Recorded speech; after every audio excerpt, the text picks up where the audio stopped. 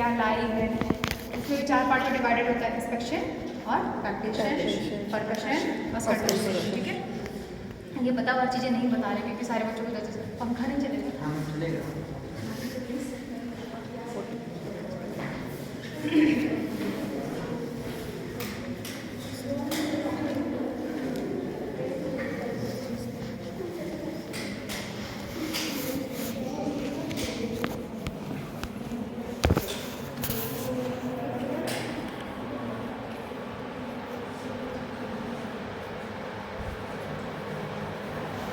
ये ठीक से रखा नहीं है, रखना चाहिए था ना, उल्टा रखा हुआ है।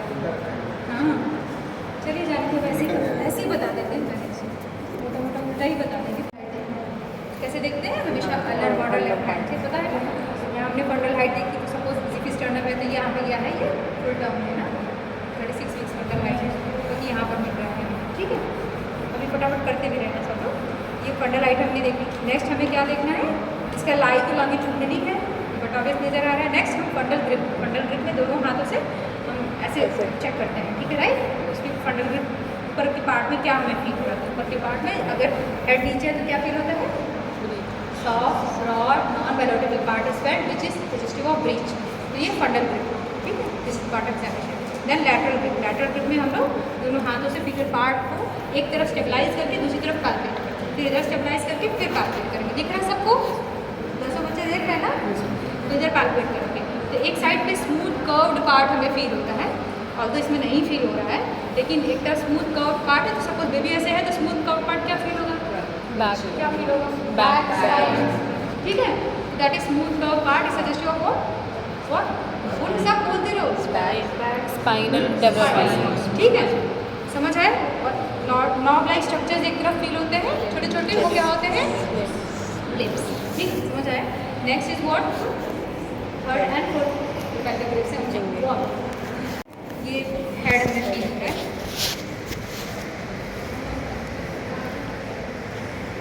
ये सही से रखा नहीं है इसलिए। तो सॉफ्ट ग्लोबुलर पार्ट ऐसे फील होता है, तो जैसा है एग्जैक्टली ऐसे ही फील होता है जैसा हमें इसमें फील होता है। ठीक है, आप लोग टच करके देख भी सकते हैं। तो ये ऐसे हम लोग जब करते हैं तो इसको क्या होता है, ये गलॉटेबल होता है। जैसे आपने सबने फुटबॉल देखा है, फुटबॉल के अंदर अगर अच्छे से हवा नहीं भरी हो तो अंदर वाला एक जो बॉल होता है ऐसे से कट फील होता है, उसको हम लोग गलॉटमेंट कहते हैं। एक तरफ से मारा तो दूसरी तरफ फील होता है। जैसे सपोज ये है, इधर से हमने वो किया तो इधर में फील होगा, इधर से किया तो इधर फील, तो इसी को गलॉटमेंट कहते हैं। तो एक्सटर्नल गलॉटमेंट ये ऐसे मतलब ये जो गलॉटेबल जो होता है हेड, ये हमें फील होता है। ये स्मूथ कर्व्ड ग्लोबुलर स्ट्रक्चर होता है, ये पता चल रहा है। फिर फोर्थ में हम क्या चेक करते हैं, हमारे ये सारे fingers parallel to inguinal ligament, हम लोग कोशिश करते हैं बियॉन्ड द हेड ऐसे जाने। ठीक है, उसमें हमें पूरा टोटल हेड जो होता है वो कितना इंगेज है नहीं इंगेज है, इस सब की हमें जानकारी मिलती है। अगर ये फिक्स होगा तो हमारे पैल्पेबल पूरा नहीं होगा, जिसको हम लोग क्रिश्चियंस मेथड या रूल ऑफ फिफ्थ कहते हैं। इसमें कितना पैल्पेबल है, कितना हम लोग अंदर जा पा रहे हैं। जैसे 5/5 मतलब पूरा पूरा 5 फिंगर्स ऐसे मिल जाएंगे। तो 4/5, 2/5 या 1/5 में के बाद पूरा हेड अंदर छूट जाता है पहले से।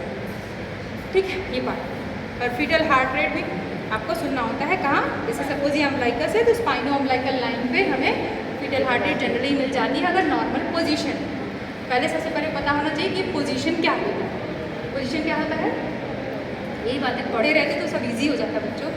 Position is the relationship of the fetal head या डिनोमिनेटर विथ मैटरनल पेल्विस। मतलब जो जैसे सपोज जो पेल्विस है, ये माँ की पेल्विस है, माँ की पेल्विस के हिसाब से हेड किस पोजीशन में, हेड कहाँ पर है, या हेड में भी डिनोमिनेटर कहाँ है। अब ये डिनोमिनेटर क्या चीज़ होती है, denominator is the bony fixed point on what presenting part. तो प्रेजेंटिंग पार्ट में जो बोनी फिक्स्ड पॉइंट होता है प्रेजेंटिंग पार्ट में, उसको हम लोग क्या बोलते हैं, डिनोमिनेटर। राइट, तो अगर वर्टेक्स प्रेजेंटेशन है तो डिनोमिनेटर क्या होता है, ऑक्सीपिट। ये बोनी फिक्स पार्ट जो होता है ऑक्सीपिट, इसलिए ये देखो जैसे ये है ना, ये पूरा एकदम फ्लैक्स जैसे है, तो इसका ये ऑक्सीपिट माने यहाँ एकदम ऊपर। ठीक है, ये बच्चे का ऐसे फ्लैक्स है, ये तो ऑक्सीपिट ही तो बाहर आ रहा है ये, तो दिस इज डिनोमिनेटर। अगर बीच में है तो direct occipito anterior, right side पे तो राइट ऑक्सीपिटो एंटीरियर। समझ में आ रहा है, पहले पढ़ के आना रूल ऑफ फिफ्थ, फिर कभी लैब हुआ तो उसके आप लोग चेक। विच इज ये केवल ये इधर दिख रहा है कि नहीं, अंदर पास में आ जाओ, ये यहाँ हमें दिख रहा है ना, तो हमें 2 ही फिंगर जा रही है, तो खाली 2 सेंटीमीटर डायलेटेड है, तो ये 3 सेंटीमीटर, फिर ये 4 सेंटीमीटर, धीरे धीरे ये पूरा 10 सेंटीमीटर डायलेट हो जाता है। तो दिस इज़ व्हाट सर्विक्स। ठीक है, क्या होता है शोल्डर रोटेट होके ये ऐसे हो जाता है, एंटीरियर आ जाता है। अब देखिए अंदर जैसे ही रोटेट होगा तो ये हेड ऐसे माँ की थाइस की तरफ इधर आ जाता है। ठीक, ये एंटीरियर हुआ, फिर फर्दर ऐसे होके फिर बेबी लैटरल एक्सटेंशन मतलब बेबी का फ्लेक्शन का ये पोजीशन एक्सटेंशन में सबसे पहले क्या होगा, पहले ये ऑक्सीपिट डिलीवर होगा वर्टेक्स और धीरे धीरे ये फेस। इधर वाले बच्चे इधर आ जाओ, दिखे नहीं, इधर आप लोग को दिख रहा है, ये धीरे धीरे करके फेस ऐसे डिलीवर हो गया, राइट। अब एक्सटेंशन से डिलीवर हो गया, उसके बाद क्या होता है restitution. Restitution it occupies the same position as it was in the pelvis. कैसे था, किस पोजीशन में था, लेफ्ट एंटीरियर में। अभी ये तो डायरेक्ट वाला पोजीशन है, तो ये ऐसे रोटेट होके ये बॉडी नहीं होती, केवल हेड ऐसे हो जाता है। क्यों ऐसे होता है, क्योंकि बॉडी तो इसी पोजीशन में थी। अब आप सोचो आपकी गर्दन पहले ऐसे थी, फिर आपने रोटेट करके ऐसे करी, तो नेक पे टॉर्जन पड़ता है, वो टॉर्जन को रिलीव करने के लिए वापस वो अपने पोजीशन पे आ जाता है। समझ आए, इसलिए रेस्टिट्यूशन इंपॉर्टेंट होता है। तो ये फिर उसी पोजीशन में आ गया, डिलीवर ऐसे हुआ था, रेस्टिट्यूशन में वो वापस ऐसे आ गया। ठीक, अब ये हो गया। अब अंदर इस बॉडी इसको भी डिलीवर होना इंपॉर्टेंट है ना, शोल्डर्स टच हो गए। अब ये शोल्डर ये रोटेट होता है अंदर, तो जब ये अंदर रोटेट होता है क्या होता है, तो इंटरनल रोटेशन ऑफ शोल्डर्स होता है। तो जब इंटरनल रोटेशन शोल्डर का आकर करेगा तो ये हेड भी रोटेट करेगा। दिखा आप लोग को, तो अंदर वाला पार्ट तो आपको दिखेगा नहीं ना, वो तो अंदर हो रहा है, हमें तो सर घूमता हुआ दिखाई देगा, तो बाहर दिख रहा है, इसीलिए हम इसको क्या बोलते हैं, एक्सटर्नल रोटेशन। ठीक, हम लोग चले गए, अरे कुछ और क्राउनिंग और 2 स्टेशन 2 चीज़ बचा हुआ था। ठीक है, चले गए तो कुछ कर नहीं सकते, बिना बताए जाना होगी तो गलत बात है। ठीक, दिस इज एक्सटर्नल रोटेशन। तो फिर ये हो गया, फिर ये एंटीरियर शोल्डर्स हिंज करके वो बाहर आती है, फिर पोस्टीरियर शोल्डर लैटरल फ्लेक्शन से पूरी बॉडी डिलीवर हो जाती है। मैनिकन है, that much space is feel करते हैं। तो इस्चियल स्पाइन इज 0 स्टेशन। अगर बेबी का हेड यानी ऑक्सीपिट 0 पर आ गया है, मतलब इस्चियल स्पाइन के लेवल पर आ गया है। यहाँ पर देखो आप लोग, जैसे ये प्रोमिनेंस दिख रहा है, ये प्रोमिनेंस दिख रहा है, ये प्रोमिनेंस दिख रहा है, ये प्रोमिनेंस दिख रहा है, ठीक है, दिख रहा है ये प्रोमिनेंस, यस इस्चियल स्पाइन। लड़के लोग आ जाओ, बस पीछे के जाओ बच्चों, है ना, दोनों तरफ है ना। ठीक है, इसको हम लोग पर वजाइनली फील करते हैं। ठीक है, ये दिखाई नहीं देता है, यहाँ भले दिखा दिया ताकि आप लोग दिमाग में पिक्चर एक बनी रहे तो याद रहेगा। ये इस्चियल स्पाइन 0 स्टेशन है। सपोज जैसे हेड आया और हेड इस लेवल पर है, हमें फील हो रहा है कि अच्छा यहाँ बगल में इस्चियल स्पाइन है, बगल में हेड है, यानी इसका स्टेशन 0 स्टेशन हो गया। अब उस इस्चियल स्पाइन से जितना सेंटीमीटर ऊपर है उतना माइनस हो जाता है। जैसे 1 सेंटीमीटर ऊपर है तो -1, 2 सेंटीमीटर ऊपर है तो -2 स्टेशन, 3 सेंटीमीटर हो तो -3 स्टेशन, ऐसे -5। और जितना फिर ये धीरे धीरे आगे आता रहता है उसको हम प्लस तुरंत हो जाता है। ठीक है, दूसरी एक चीज़ इंपॉर्टेंट होती है, जैसे हमने बताया मैकेनिज्म आप लोग को कि इंटरनल रोटेशन फिर further descent of the head होता है। तो बेबी का डिलीवर हेड होने से पहले एक चीज़ होती है जिसको हम क्या बोलते हैं, क्राउनिंग। ये बहुत इंपॉर्टेंट पार्ट है जो डिस्कस नहीं हुई।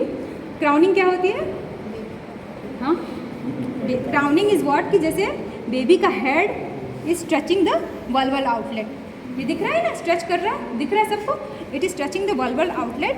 और मदर को कॉन्ट्रैक्शंस आ रहे हैं तब आपको दिख रहा है, और मदर का कॉन्ट्रैक्शन खत्म हो गया फिर भी ये दिख रहा है, तब उसको हम लोग क्राउनिंग कहते हैं। Crowning is what, stretching of the vulval outlet with the fetal head and it does not recedes back even if the contraction passes off. Recedes back मतलब पीछे नहीं जा रहा है, in very simple language. So this is known as crowning, and this is the moment when we apply episiotomy. जब जैसे हमें एपिजोटमी देने की ज़रूरत है, जहाँ पे हम लोग मीडियोलैटरल मतलब यहाँ से यहाँ तक हम लोग एक इंसिजन देते हैं ताकि आराम से बेबी हेड बाहर आ जाए, लेकिन सब में शोल्डर्स रोटेट कर जाते हैं। External internal rotation of shoulders होता है which is visible as external rotation of head. ठीक, फिर फर्दर ये हिंज कर जाता है अंदर, और ये देखो पूरा ही आ गया। फिर ये ऐसे अभी जेल लगाएंगे तो पूरी बॉडी बाहर आ जाएगी। फिर उसके बाद लैटरल उससे पूरा